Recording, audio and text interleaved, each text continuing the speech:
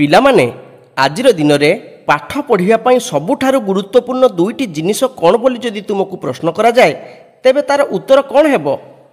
ମୋତେ ଯଦି ଏହି ପ୍ରଶ୍ନ କିଏ ପଚାରେ ତେବେ ମୋର ଉତ୍ତର ହେବ କାଗଜ ଓ ବଲ୍ ପଏଣ୍ଟ କଲମ, ନୁହେଁ କି? ଜଣେ ପିଲା ତାର ପାଠପଢ଼ା ଆରମ୍ଭ କଲେ ପ୍ରଥମେ ଖୋଜା ପଡ଼େ କାଗଜ ଓ କଲମ।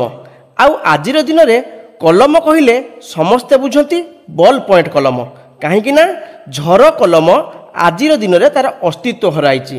ତେବେ ତୁମେ ଜାଣିଛ କି ଏଇ ବଲ୍ ପଏଣ୍ଟ କଲମର ଉଦ୍ଭାବନ ବିଷୟରେ? ତେବେ ଚାଲ ପିଲାମାନେ ଆଜି ଆମେ ଏଇ ବଲ୍ ପଏଣ୍ଟ କଲମର ଉଦ୍ଭାବନ ବିଷୟରେ ଜାଣିବା।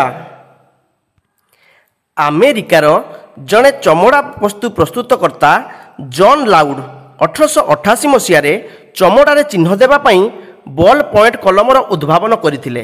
ମାତ୍ର ଏହା ଲିକ୍ କରୁଥିବାରୁ ସର୍ବସାଧାରଣଙ୍କ ବ୍ୟବହାର ଯୋଗ୍ୟ ନଥିଲା। ସୁବିଧାରେ ବ୍ୟବହାର ହେଲା ଭଳି ବଲ୍ ପଏଣ୍ଟ କଲମ 1935 ମସିହାରେ ହଙ୍ଗେରୀର ଦୁଇ ଭାଇ, ଯାହାଙ୍କ ନାମ ଥିଲା ଲାଡ଼ିସ୍ଲାଓ ଓ ଜର୍ଜ ବୀର ଉଦ୍ଭାବନ କରିଥିଲେ। ଜର୍ଜ ଜଣେ ରସାୟନ ବିଜ୍ଞାନୀ ଥିଲେ ଓ ଲାଡ଼ିସ୍ଲାଓ ଜଣେ ଖବରକାଗଜ ସମ୍ପାଦକ ଥିଲେ। ଖବରକାଗଜରେ କାମ କରୁଥିବା ବେଳେ ଝର କଲମର ସାହି ବା କାଳି ଭର୍ତ୍ତି କରିବା ପାଇଁ ଅନେକ ସମୟ ନଷ୍ଟ ହେଉଥିଲା। ପୁନଶ୍ଚ ଏହାର ମୁନିଆ ନିବ୍ ଯୋଗୁଁ ଅଧିକାଂଶ ସମୟରେ କାଗଜ ମଧ୍ୟ ଚିରି ଯାଉଥିଲା। ଏହାର ପ୍ରତିକାର ପାଇଁ ଏକ ନୂଆ ପ୍ରକାର କଲମର ଉଦ୍ଭାବନରେ ସେମାନେ ଲାଗିଗଲେ ଏବଂ ଏକ ନୂଆ ପ୍ରକାର ବଲ୍ ପଏଣ୍ଟ କଲମ ସେମାନେ ଉଦ୍ଭାବନ କଲେ।